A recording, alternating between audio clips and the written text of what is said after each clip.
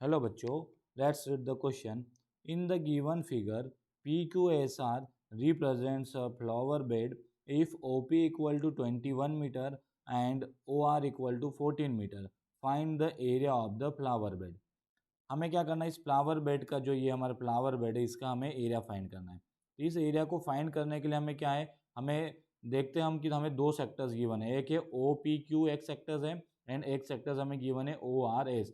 तो हम जब ओ पी क्यू सेक्टर्स में से ओ पी क्यू के एरिया में से हम जब ओ आर एस सेक्टर्स का एरिया माइनस करेंगे तो हमें क्या मिल जाएगा, हमें मिल जाएगा area of the flower bed. तो फर्स्ट ऑफ ऑल हम बात करते हैं हमारे की कॉन्सेप्ट की। तो की कॉन्सेप्ट हो जाएगा हमारा area of the sector. Area of sector वो होता है हमारा theta upon 360 into pi r square. इस कॉन्सेप्ट को यूज़ करते हम क्वेश्चंस को सॉल्व करते हैं। तो देखते हम कि हमें क्वेश्चन में जो गिवन डेटा है लिख देते हैं। हमें गिवन है कि हमारे पास दो सेक्टर्स गिवन है, एक सेक्टर्स है हमें ओ पी क्यू, तो हमें इसकी रेडियस भी गिवन है। तो radius of sectors O P Q जिसको हम R1 से रिप्रेजेंट करेंगे वो हमें गिवन है ओ पी, वो है हमें 21 meter and radius of sector O R S जिसको हम R2 से रिप्रेजेंट करेंगे और वो हमें ओ आर हमें गिवन है कितना है, वो 40 मीटर। हमें क्या करना है, हमें करना है find the area of the flower bed. तो फ्लावर बेड हमें गिवन है, ये वाला हमारा पोर्शन क्या है, फ्लावर बेड है। ये लिखा हुआ है P Q S R represent flower bed. तो पी क्यू एस आर ये हमारा क्या है, फ्लावर बेड।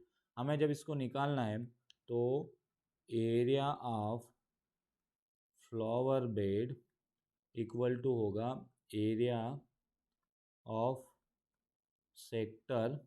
पहले हम इस सेक्टर में से ओ पी क्यू के सेक्टर्स में से एक second, O P Q area of sector O P Q minus area of sector O R S. तो इनका फार्मूला होता है सेक्टर्स के एरिया की थीटा अपॉन 360 इंटू पाई। ये हमारा R1 स्क्वायर के लाएगा क्योंकि हमने इसको रेडियस R1 ली है एंड ये होगा हमारा theta upon 360 into pi R2 square. तो theta upon 360 into pi common, देखो दोनों के लिए थीटा सेम है बिकॉज हमारा जो सेक्टर्स है वो हमारा सेक्टर्स का जो सेंटर पॉइंट है वो क्या हमारा O है और यहाँ पर एंगल कितना बन रहा है, 90 डिग्री का बन रहा है। तो दोनों के लिए हमारा थीटा कॉमन है। सो थीटा अपॉन 360 इंटू हमने पाई को कॉमन ले लिया और यहाँ ब्रैकेट में बच गया R1 square minus R2 square. तो नेक्स्ट स्टेप हो गया, थीटा में गिवन है 90 एंड डिवाइड में 360 इंटू पाई की वैल्यू 22/7। और अब यहाँ पे हो गया R1 square minus R2 square. तो इसको हम लिख सकते हैं एक बार R1 plus R2 into R1 minus R2। तो एक जीरो से एक जीरो कैंसिल आउट, ये 9 बन जाए, ये 9 4 जा, तो यहाँ पे बच गया 1/4 इंटू 22/7। अब R1 और R2 हमें क्या गिवन था, R1 21 एंड R2 हमें गिवन था 14। तो ये हो जाएगा हमारा 21 प्लस 14, ये हो जाएगा 21 माइनस 14। तो एक बार इसको कट करते हैं, ये 2 2 ज़ा एंड ये 2 11 टाइम्स। सो ये हो गया 1/2 इंटू 11/7।